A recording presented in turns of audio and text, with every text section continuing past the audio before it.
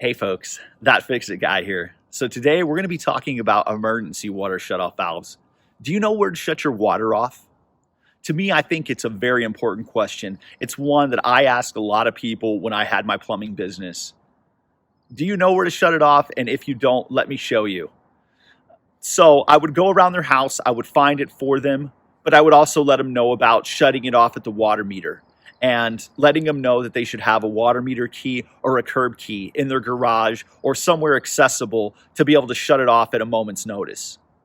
I can't pretend to know where your shutoff valve is in your house. I can tell you places to look. It might be underneath one of your sinks. It might be in a closet. It might be in the crawl space.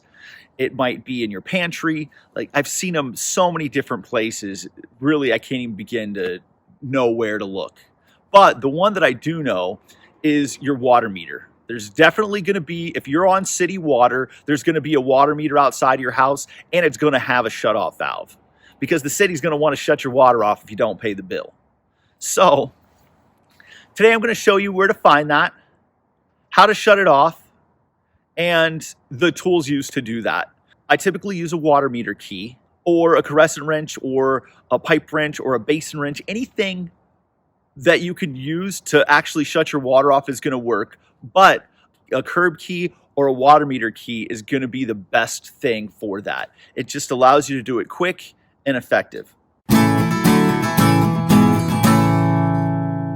So the tool that I'm talking about today is this 26-inch water meter key right here.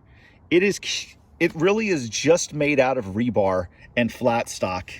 You can see right here that they've just welded this together, just this piece of flat stock that they've made into a little fencing nail shape or a little rainbow shape, or maybe like a hot dog skewer shape. I don't know. Little flat. It's flat. You're able to just grab it. Like I said, welded, just a welded piece of rebar with a T-handle on it.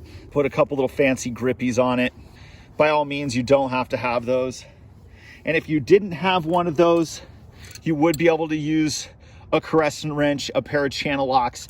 Any kind of tool that you can use to shut that off is going to be your best friend in a moment of need. I personally just like to have this. I'm a plumber, so of course I have one. Another nice thing about having one of these is it's 26 inches long. You actually don't have to put your hand down inside of the meter box. I know that a lot of people are afraid of spiders or slugs, or they're just grossed out about having to get their hands in there, especially at night when you don't know what you're reaching into. I've seen frogs in there. I've not seen a snake in there, but Arizona, scorpions, you just never know kind of what's going to be in there. There's a lot of black widows around here, and I've seen my fair share in meter boxes around here.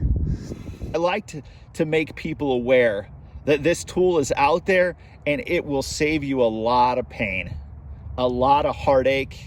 They're not very much. You can get them at your big box store. I'll put a link in the description box below. They're really, or you know what? Make one. You can make one. If you're a welder, make one of these things. Hook it up.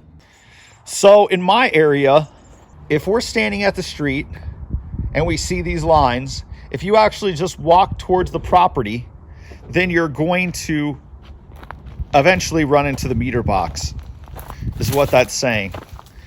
And bada bing, mine, my neighbor's. So this is our water meter. It's an analog style water meter. That means it's got a dial and it spins and counts. And right down here, that is our valve. So now that we've located the meter, you're just going to take your meter key. Remember, we have this little notch right here, and it's just going to go down right on top of that, and you're just going to give it a turn. And just go all the way until it closes. On most water meters, there's going to be this hole where the city can put a lock on it. When your water is repaired, everything's good, you're just going to turn it back on. Go slow, you'll be able to hear it. Open up some faucets inside, let the water run while you're doing this, and then just crack it and let the water start streaming before you open the whole way.